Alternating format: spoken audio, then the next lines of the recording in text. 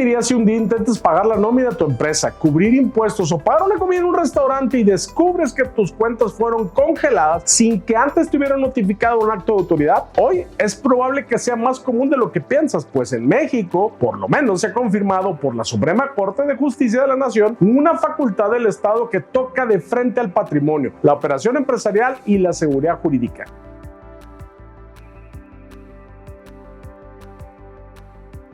En esta plática voy a explicarte qué significa realmente que se permita el congelamiento de cuentas sin orden judicial, cuál es su fundamento legal y la fecha clave de su validación por la Suprema Corte. ¿Qué son los medios de aseguramiento? ¿Quién los regula en México? ¿Por qué existen? ¿Y por qué esta discusión importa tanto para ti como empresario, administrador, abogado, contador o incluso estudiante de Derecho? Empecemos con tener claro la frase congelamiento de cuentas sin orden judicial. Puede sonarte a una especie de condena anticipada. Sin embargo, la lógica jurídica que asumió la Suprema Corte de Justicia fue distinta. El Pleno resolvió el 6 de abril del 2026 la acción de inconstitucionalidad 58/2022 y reconoció la validez del artículo 116 bis 2 de la Ley de Instituciones de Crédito, precepto adicionado mediante decreto publicado en el Diario Oficial de la Federación el 11 de marzo del 2022. ¿Y qué significa que la Corte haya avalado el congelamiento de cuentas por la UIF? Lo que votaron la mayoría de ministros, 6 a favor, 3 en contra, en términos prácticos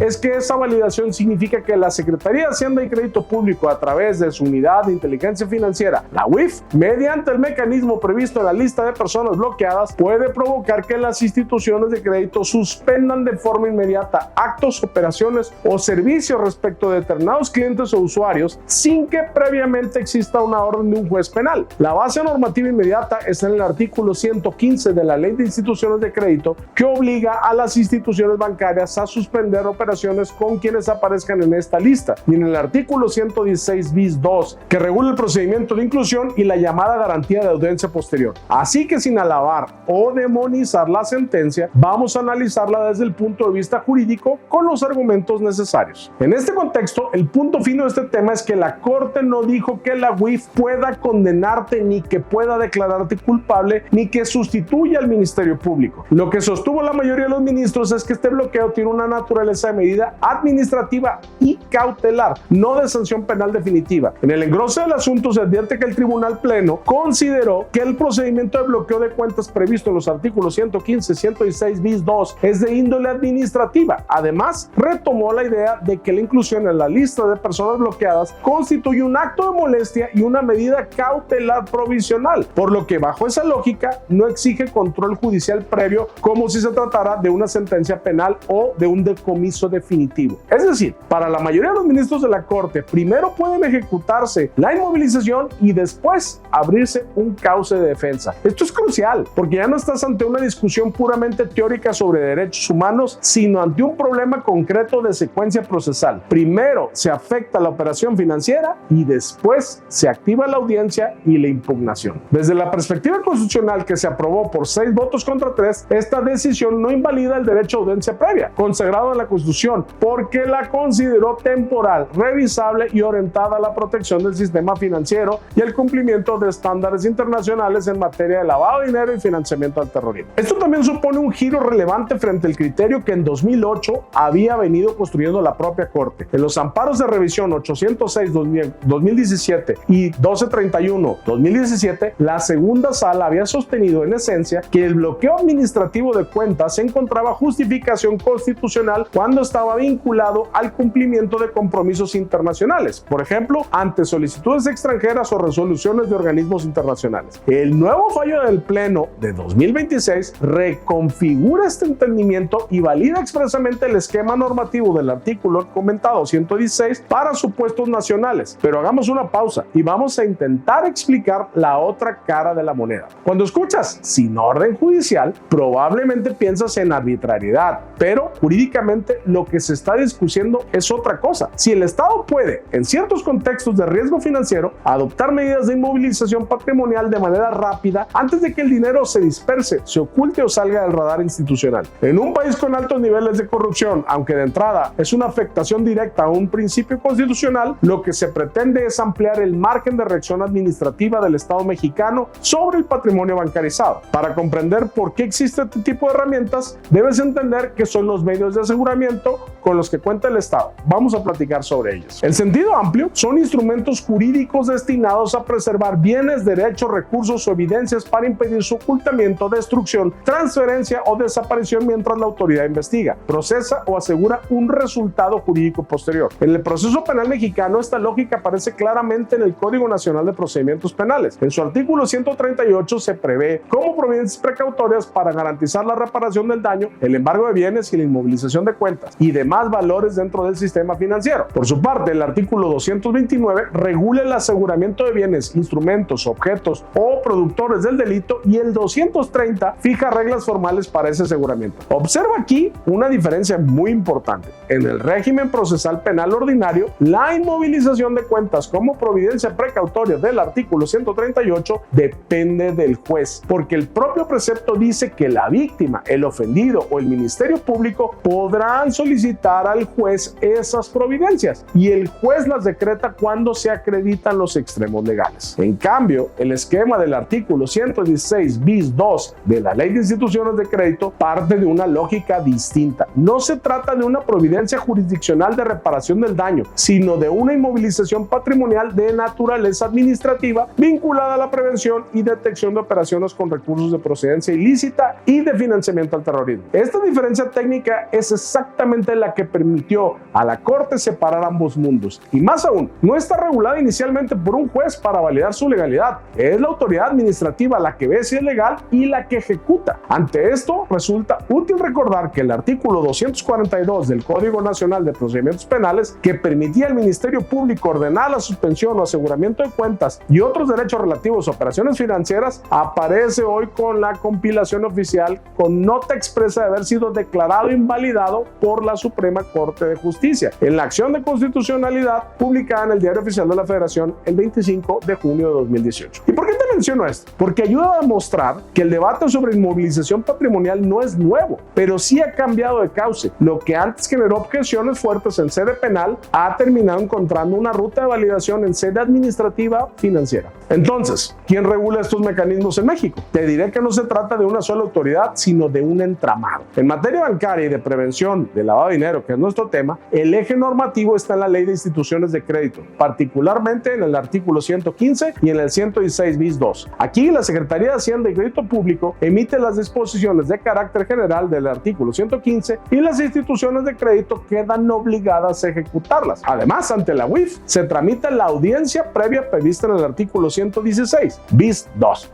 Paralelamente, la Comisión Nacional Bancaria y de Valores conserva funciones de supervisión respecto a las entidades reguladas por esta ley. En el plano penal, el Código Nacional de Procedimientos Penales regula otras figuras de aseguramiento, embargo e inmovilización. Y en el plano constitucional, el parámetro de control sigue pasando por los artículos 14, 16, 20 y 22 de la Constitución mexicana, aunque la reciente sentencia haya colocado esta medida primordialmente en el terreno del acto administrativo cautelar. Ahora bien, la importancia de estos medios de aseguramiento en un país como México no pueden explicarse solamente desde la dogmática, sino desde la realidad. México enfrenta riesgos persistentes de lavado de dinero, financiamiento ilícito y uso instrumental del sistema financiero para ocultar recursos, moverlos con rapidez o darles apariencia de licitud. Por eso, los estándares internacionales del Grupo de Acción Financiera Internacional o GAFI exigen que los países cuenten con marcos eficaces para identificar, rastrear, suspender transacciones y ejecutar medidas provisionales como el aseguramiento y el congelamiento de cuentas. Recordemos que Gafi emitió una serie de recomendaciones que los países deben cumplir, entre ellas la recomendación 4. Dispone que los países deben dotar a sus autoridades competentes de medidas para identificar, rastrear y ejecutar provisionalmente el congelamiento y aseguramiento de bienes. Además, en su nota interpretativa admite que cuando sea necesario actuar con la mayor rapidez posible, las autoridades deben poder congelar o asegurar sin orden judicial previa, siempre que exista una revisión judicial posterior dentro de un plazo fijo. Como ves, este último punto es crucial porque explica que la sentencia de la Corte Mexicana no surgió del vacío. Se inscribe en una tendencia internacional que privilegia la velocidad de reacción frente a activos sospechosos, bajo el aseguramiento de que el dinero ilícito no espera litigio. Si la autoridad debe llegar primero al juzgado, argumentan quienes defienden este modelo, muchas veces llega tarde el patrimonio. Pero si se le permite actuar primero y justificar después, entonces entonces el costo se desplaza al gobernado, que debe litigar para recuperar liquidez y normalidad operativa. Ahí está precisamente la tensión entre eficacia estatal y seguridad jurídica, y esa tensión, créeme, será el eje de toda discusión seria sobre este tema en los próximos años. Así que entendamos que el fallo de la Corte no significa que cualquier autoridad puede vaciarte una cuenta de capricho, pero sí significa que hoy el sistema jurídico mexicano y la tendencia global tolera una afectación patrimonial bancaria inmediata basada en un acto administrativo preventivo con defensa posterior, sin respetar otros principios constitucionales mexicanos que pueden afectar a personas inocentes. Así que ahora estamos ante una situación en que el patrimonio se toca primero y se discute después. La prevención documental, el compliance y la reacción legal especializada dejan de ser un lujo y se convierten en una necesidad. Ahí es donde un despacho serio, con experiencia real en estrategia legal, fiscal y patrimonial, deja de ser un proveedor más y se vuelve una línea de defensa. Viendo el caso mexicano y cómo lo resolvió la Suprema Corte, ahora conviene mirar hacia afuera, y conviene hacerlo por una razón muy simple. Este tipo de medidas aparecen también en otros sistemas jurídicos desarrollados, por lo que el debate debe llevarse a cuáles serán los límites, qué controles se fijarán y cuáles serán las consecuencias para evitar abusos a personas no culpables. En otras palabras, la pregunta no es si el Estado puede congelar activos, eso ya no hay vuelta atrás, sino cómo lo hace, quién lo autoriza, bajo qué estándar y con qué posibilidad real de defensa tendrá el afectado. Empezamos con Europa. Allá el lenguaje jurídico distingue con bastante claridad entre congelamiento y confiscación. La propia Comisión Europea explica que el congelamiento implica la retención temporal de bienes mientras se toma una decisión final, mientras que la confiscación representa la privación definitiva del patrimonio obtenido o vinculado con una conducta ilícita. La Directiva de la Unión Europea 2024/1260, aprobada el 24 de abril de 2024, estableció reglas mínimas comunes sobre localización, identificación, congelamiento, decomiso y gestión de bienes en el contexto penal. Es decir, el espacio europeo hay una arquitectura más explícita para separar lo provisional de lo definitivo y para encuadrar el congelamiento dentro de una política de recuperación de activos más amplia. Pero Europa no solo opera con lógica penal, también utiliza congelamientos patrimoniales en materia de sanciones. El Consejo de la Unión Europea explica que cuando una persona o entidad está listada dentro de sus medidas restrictivas, sus cuentas de bancos de la Unión quedan congeladas y además se prohíbe poner fondos o activos a su disposición directa o indirectamente. Al mismo tiempo, el propio marco europeo contempla mecanismos de excepción o autorización para ciertos gastos esenciales como necesidades personales básicas, servicios públicos, impuestos o contratos previos, lo cual demuestra que el congelamiento puede ser severo, pero normalmente se acompaña de canales normativos más expresos para administrar sus efectos colaterales. Es decir, se le notifica claramente al afectado por qué está enfrentando esta sanción, porque en Europa el congelamiento de activos no se percibe como algo jurídicamente exótico, se acepta como una herramienta legítima de control patrimonial frente al crimen, al terrorismo o a sujetos listados por sanciones, pues la construcción normativa suele ser más detallada y más segmentada. Se distingue el congelamiento temporal dentro de un procesamiento penal del congelamiento por sanciones y de la confiscación definitiva.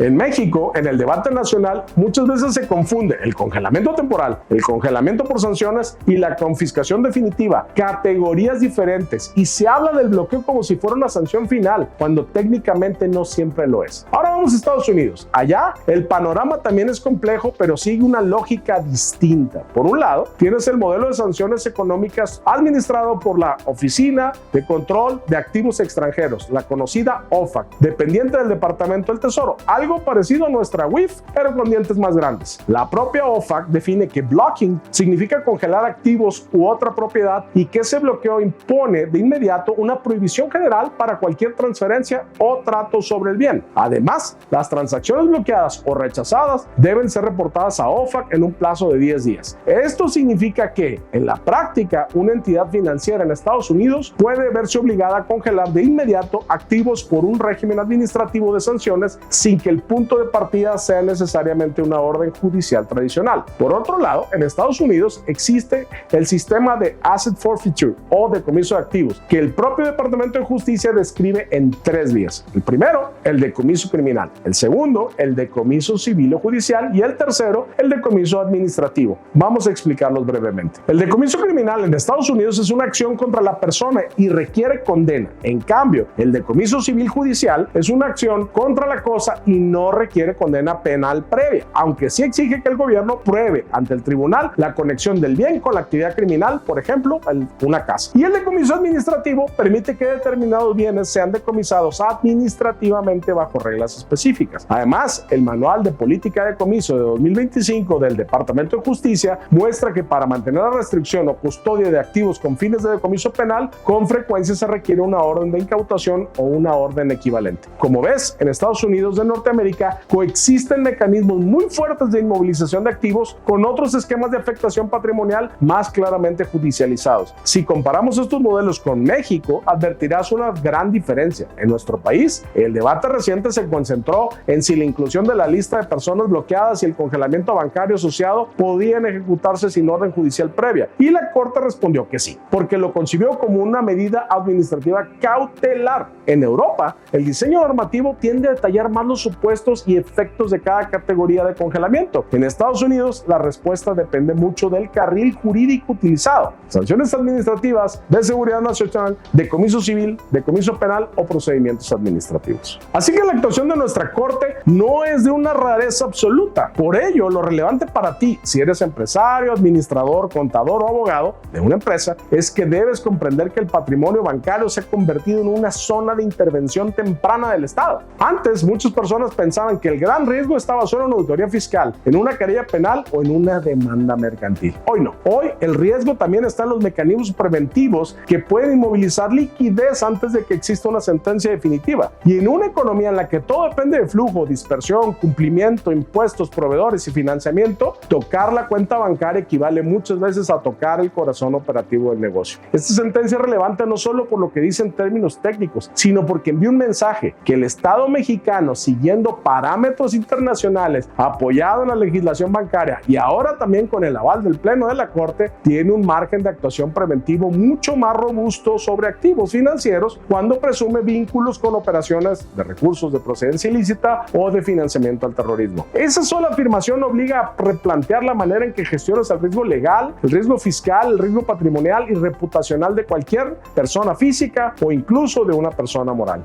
Y si te preguntas cuáles son los riesgos, te diré que el primero, el más visible, es el riesgo de parálisis operativa. Una cuenta congelada puede impedir el pago de nómina, la liquidación de impuestos, el cumplimiento de proveedores, la atención de créditos, arrendamientos o compromisos contractuales. En este caso debes contemplar los tiempos legales de nuestro país, con juicios que duran más de 24 meses y sentencias de amparo que tardan en llegar más de 18 meses. Así que el problema no es solamente jurídico, sino de continuidad del negocio. Una empresa puede tener razón en el fondo, puede incluso terminar desbloqueando sus cuentas después de defenderse, pero el daño operativo puede producirse mucho antes de que llegue esa razón jurídica. Cuando el flujo se detiene, la empresa entera entra en zona de estrés y no todos los proveedores tienen paciencia. El segundo es el riesgo reputacional y bancario. En la práctica, una inmovilización por este tipo de causas no suele quedarse encapsulada en un expediente frío. Puede traducirse en alertas de cumplimiento, cierre de relaciones bancarias, escrutinio reforzado sobre socios, apoderados, proveedores o partes relacionadas, y dudas comerciales de terceros que comienzan a percibir a la empresa como una entidad de riesgo. Nadie quiere verse inmiscuido en una empresa que les puede acarrear problemas de esta índole. A veces, el mayor daño no está en el bloqueo inicial, sino en la sombra que deja después. La cuenta quizás se libera, pero la operación queda marcada por procesos internos del sistema financiero que ya no vuelven a tratarte igual. Esa parte casi nunca se dice en voz alta, pero cualquier empresario serio sabe que ocurre en el fondo. El tercero es el riesgo probatorio. La reciente lógica jurisprudencial obliga a entender que ya no basta con ser lícito. Ahora también debes ser capaz de demostrar rápidamente la licitud, la trazabilidad y la materialidad de tus operaciones. Eso significa contratos bien armados, CFDIs coherentes, estados de cuenta congruentes, evidencia del servicio de la entrega del bien, perfiles transaccionales consistentes, expedientes de clientes y proveedores, justificación y declaración del uso de efectivo, identificación de beneficiarios controladores y justificación económica de movimientos inusuales. En un conflicto de esta naturaleza, la ausencia de documentación no siempre se interpreta como una inocencia mal explicada. Muchas veces se interpreta como riesgo no desvirtuado, además de la consecuente lentitud en el desbloqueo preventivo. Déjame darte un ejemplo práctico. Imagina una empresa de consultoría que factura cantidades altas. Tiene varios clientes en diferentes estados del país. Recibe pagos concentrados en periodos cortos y después dispersa recursos a honorarios, comisiones y servicios subcontratados. Si esa empresa no cuenta con contratos sólidos, reportes entregables, expedientes completos de sus terceros y trazabilidad suficiente de la razón económica de cada flujo, su operación puede lucir para ojos externos más opaca de lo que en realidad es. El problema de la empresa no es lo que hace, sino cómo se ve lo que hace a los ojos de la autoridad y de los bancos desde el punto de vista documental. Y cuando una operación parece atípica y además no está bien soportada, el riesgo crece. Piensa ahora en otro caso. Supón que eres una persona física con actividad empresarial que concentra ingresos en una cuenta, mueve recursos hacia inversiones, presta dineros a partes relacionadas, recupera pasivos entre familiares o recibe depósitos de distintas fuentes sin una narrativa documental perfectamente organizada. Puede que no exista delito, pero si el expediente patrimonial no está bien ordenado, si no puedes acreditar de inmediato el origen de recursos y la razón de cada transferencia, el costo de defenderte será mucho mayor. Además, sin control, recibes el riesgo de recibir dineros de una fuente ilícita sin que tengas el conocimiento de que es tal. Esa es la razón por la cual esta sentencia debe leerse también como una advertencia preventiva y no solo como un tema de litigio constitucional.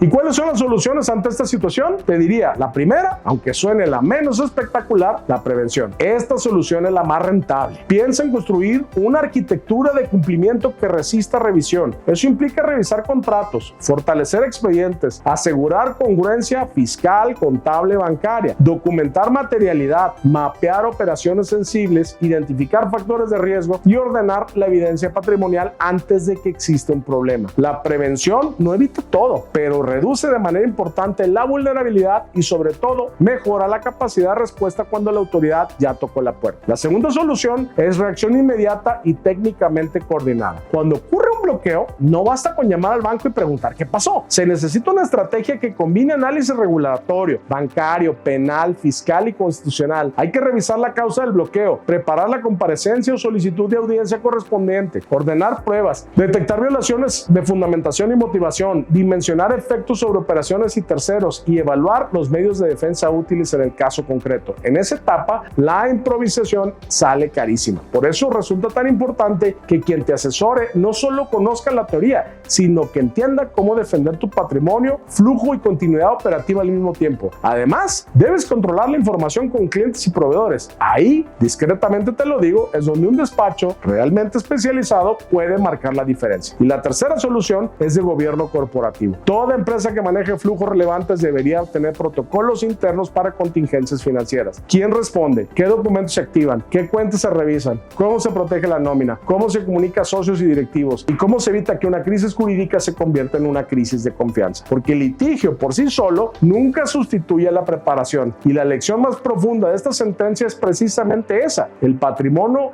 ya no solo se defiende en tribunales. Hoy también se defiende en la mesa de compliance, en la contabilidad, en la fiscalidad, en la banca y en la estrategia corporativa diaria. Aceptado que la Corte permitió el congelamiento de cuentas sin orden judicial previa, entonces, ¿qué defensa real conserva la persona afectada? Lamentablemente debo decirte que la defensa es posterior, encuadrada en el propio artículo 116 bis 2 de la Ley de Instituciones de Crédito. La Corte validó precisamente ese diseño: afectación patrimonial inmediata, seguida de un causa administrativo, posterior de audiencia y al último la impugnación. Si revisas con cuidado este artículo, advertirás que no se trata de una habilitación vacía. Su fracción primera establece que, previa solicitud del interesado, se le otorgará audiencia para que dentro del plazo de 10 días hábiles, contados a partir del día siguiente a aquel en que la institución de crédito le hubiera notificado los fundamentos, causa o causas de su inclusión en la lista de personas bloqueadas, manifieste lo que a su interés convenga, ofrezca pruebas y formule alegatos. Pero hay una precisión técnica: la solicitud para activar esta audiencia debe formularse ante la UIF en un plazo no mayor a 5 días hábiles contados a partir del día siguiente al de la notificación del banco.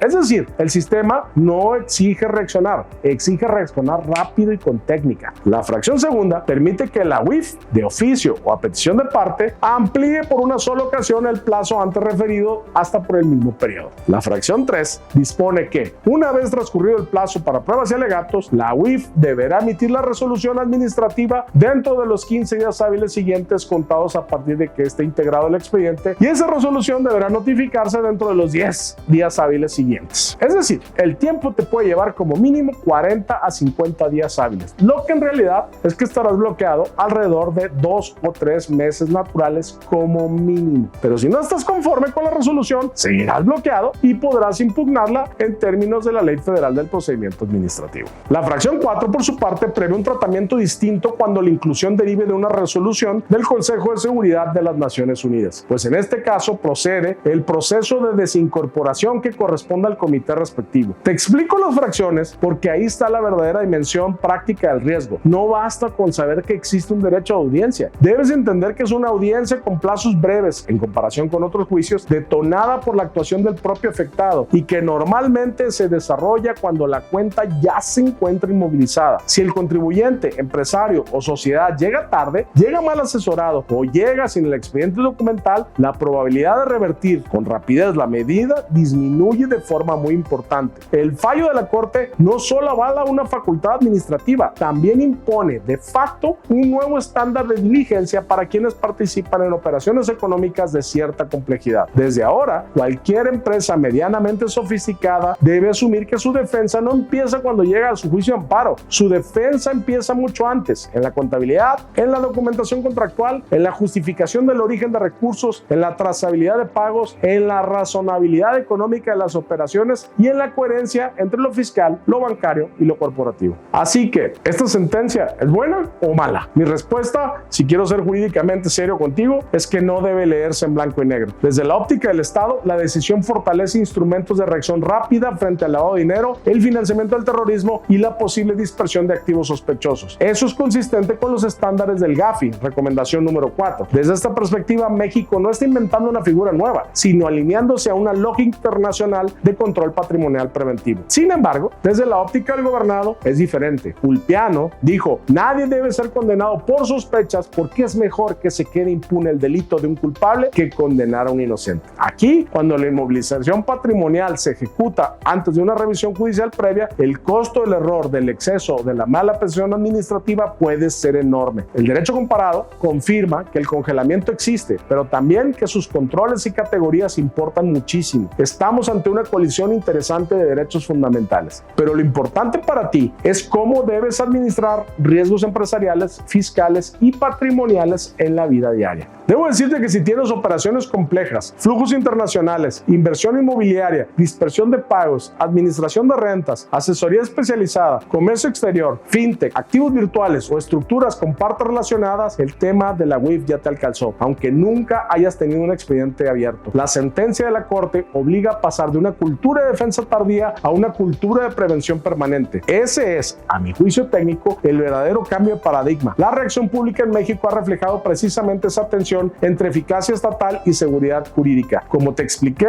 las soluciones concretas son: la primera, construir una defensa documental participada. La segunda es contar con una ruta de reacción inmediata. La tercera es trabajar el tema desde una lógica integral, no solo litigiosa. Requieres una visión administrativa, fiscal, bancaria, corporativa y en ciertos casos penal. Y la cuarta, que pocas veces se dice con claridad, es dejar de mezclar el patrimonio personal, el flujo empresarial y decisiones informales. El desorden patrimonial hoy cuesta más caro que antes. La gran lección es clara: en esta materia la mejor defensa no empieza en el juicio, sino mucho antes, en la prevención, en el orden documental y en la estrategia patrimonial. Es todo por hoy. Soy Quetzal López, abogado con especialidad en materia fiscal. Si este contenido te resultó útil, te pido que le des me gusta, lo compartas por WhatsApp o Telegram y nos sigas en nuestras redes sociales como Fiat Legal y @Quetzal López. Activa las campanitas para que más contenido como este te llegue. Y recuerda que en Fiat Legal podemos asesorarte en materia legal, fiscal, contable e inmobiliaria.